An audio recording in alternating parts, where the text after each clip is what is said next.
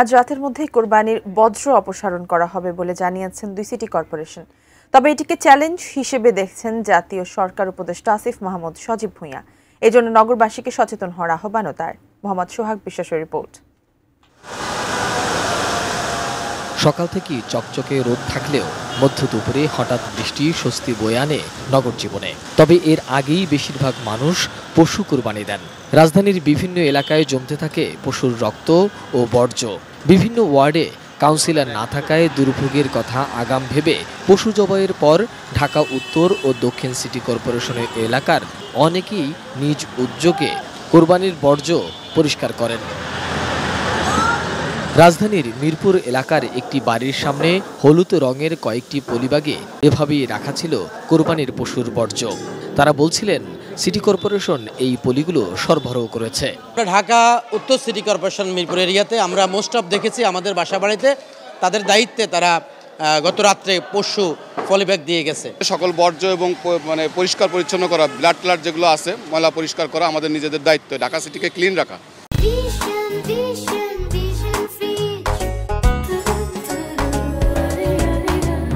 কোরবানির পশুর বর্জ্য 12 ঘন্টার মধ্যে অপসারণের পরিকল্পনা নিয়েছে ঢাকা উত্তর ও দক্ষিণ সিটি কর্পোরেশন।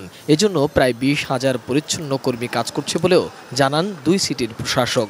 লোকজনকে আমরা স্বতঃস্ফূর্ত হয়ে কিন্তু এই ব্যাগে নিজেরা ময়লা ভরে তারা ডেকে ডেকে আমাদেরকে অথবা রাস্তার একটি পাশে কিন্তু এই ময়লাগুলো ডাম্পিং করছে।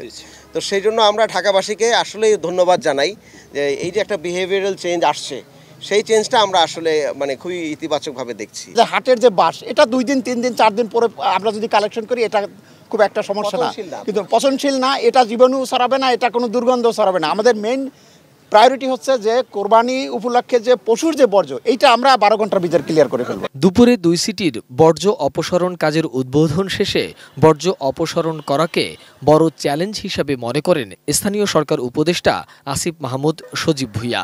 বলেন, নগরবাসী নির্ধারিত স্থানে পশু কোরবানি দিলে সিটি কর্পোরেশনের পক্ষে বর্জ্য অপসারণ কার্যক্রম তুলনামূলক সহজ হতো। ঢাকার 2টা সিটি কর্পোরেশন 12 ঘন্টার মধ্যে এবার পরিষ্কার পরিচ্ছন্নতা করার চ্যালেঞ্জ নিয়েছে। আমরা আশা করছি আজকে রাতের মধ্যেই পুরো ঢাকা পরিষ্কার পরিচ্ছন্নতার যে সিটি কর্পোরেশনের যে কার্যক্রম সেটা সম্পন্ন হবে। এদিকে ঢাকা শহরে বর্জ্য অপসারণের জন্য আলাদাভাবে 2টি হটলাইন চালু করেছে দুই সিটি কর্পোরেশন। ঢাকা দক্ষিণ সিটি কর্পোরেশনের হটলাইন নাম্বার 017009900888।